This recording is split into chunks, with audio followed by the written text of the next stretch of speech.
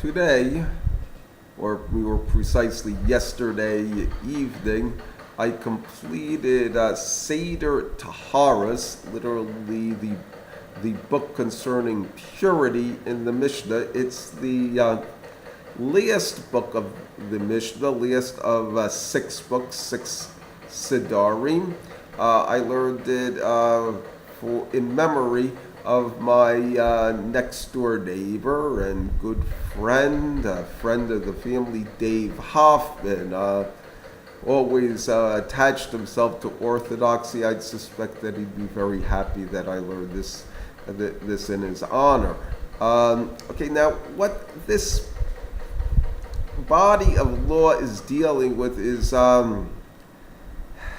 you could say conceptually it's dealing with beauty. Essentially, Jews are supposed to be beautiful. Humanity is supposed to be beautiful. But the book itself tends to focus on negation of the opposite, specifically, at least don't be disgusting. So as a result of that, it goes through a number of issues that relate to it. Now, the foundation of it is that there are certain things that make a person tummy, ritually impure, defiled. Tahara is the opposite of that, where you want to remove this stain of being defiled. It comes from a number of disgusting things, being in contact with a dead body, or being in the same room as a dead body. Also, various types of disgusting animals, lizards, as an example. There's different types of animals that are considered disgusting, but it also would involve eating animals that are considered ritually unclean. Pork, shellfish would be examples. Also, touching their carcasses as well would render a person unclean. Also, things like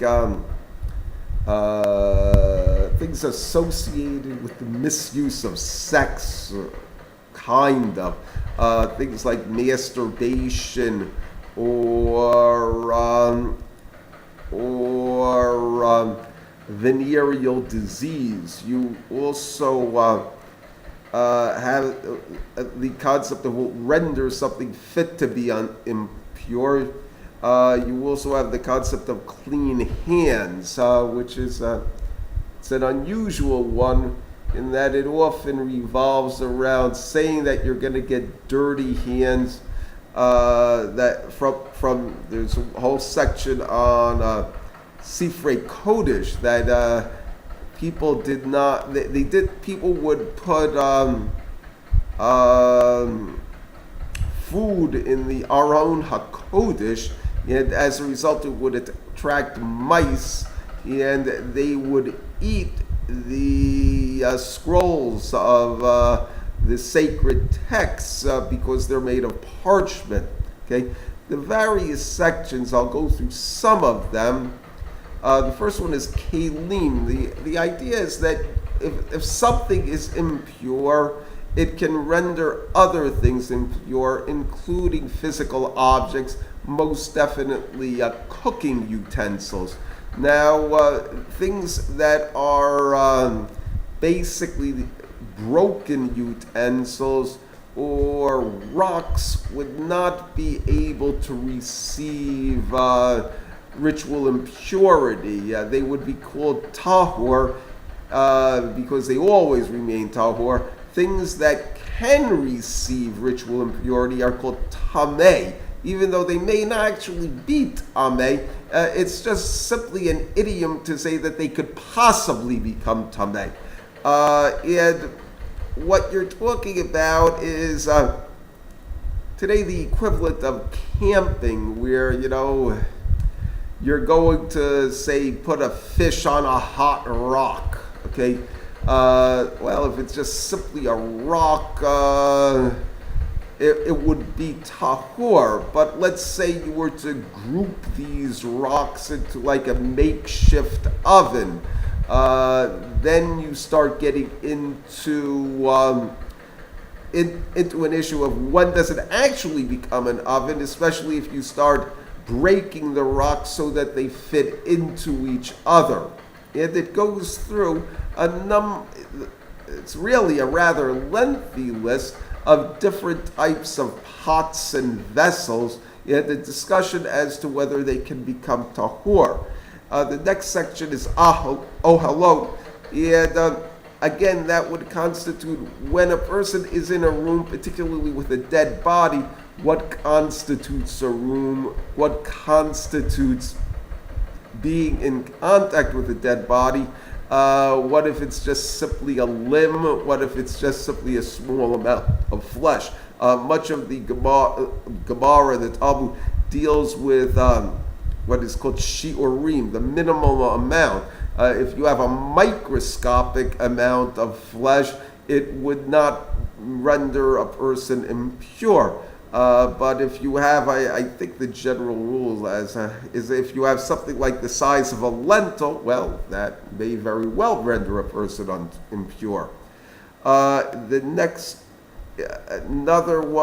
is negaim, which is the impurity of leprosy, where it discusses the different signs on the skin. Okay, para is the ritual of the red cow, how to make it.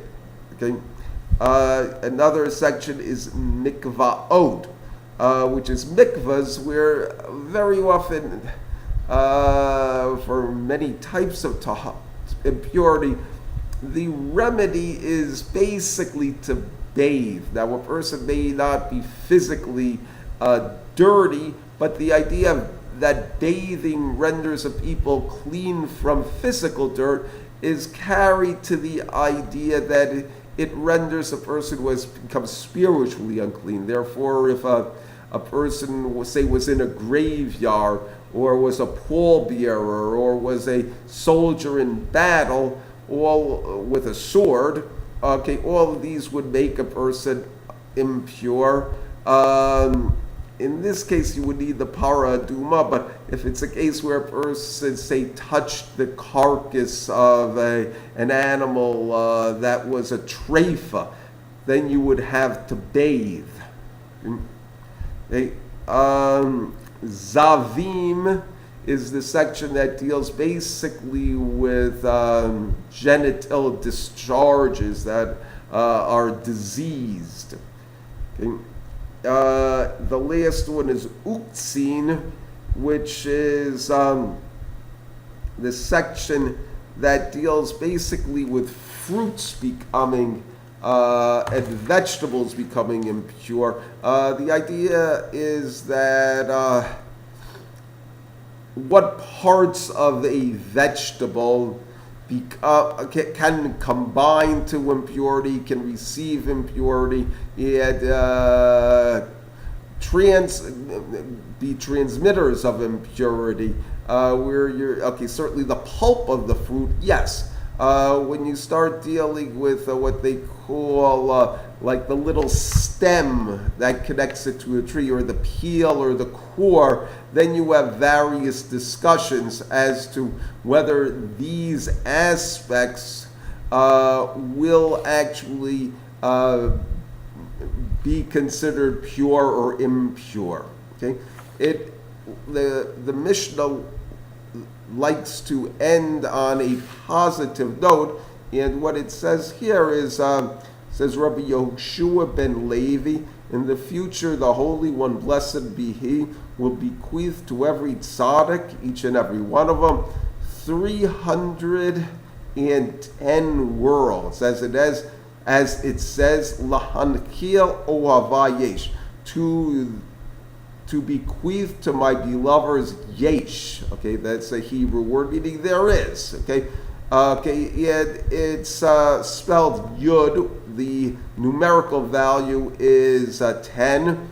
In Shin, which is numerical value is 300, so the gematria of Yesh is 310. So that's saying Hashem is going to bequeath Yesh to his beloved, those who love him. That would be 310. Va'otro sehem amalei. Add their treasuries, I will fill.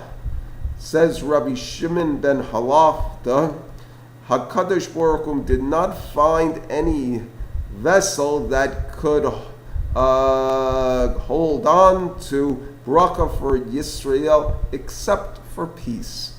Okay, as it says, God will give strength to his people. God will bless his people with peace. Thank you.